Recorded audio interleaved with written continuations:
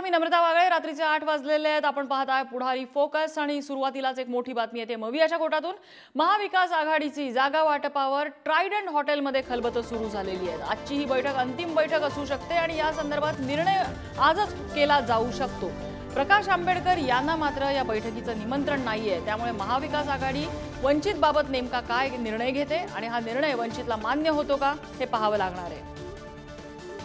विक्रांत शिंदे आपल्याला अधिक अपडेट देत आहेत। विक्रांत, बैठक सुरू झालेली आहे, कोण कोण नेते उपस्थित आहेत?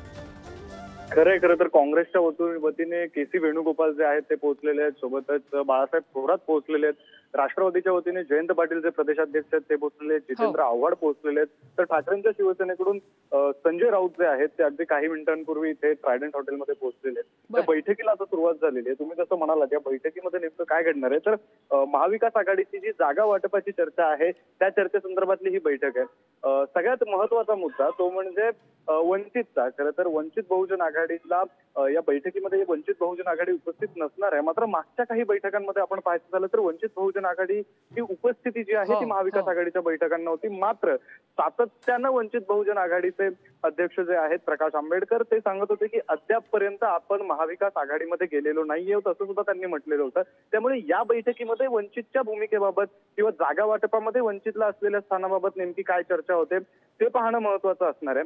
आणि ती जी चर्चा होते त्या चर्चेनंतर बाळासाहेब आंबेडकर अर्थात प्रकाश आंबेडकर यांना जो निर्णय होईल या बैठकीमध्ये तो मान्य होईल का ते सुद्धा पाहावं लागणार आहे आणि त्यानंतरची त्यांची भूमिका काय असणार आहे ते अधिक महत्वाचं असेल। नम्रता, विक्रांत, धन्यवाद या सगळ्या माहितीबद्दल।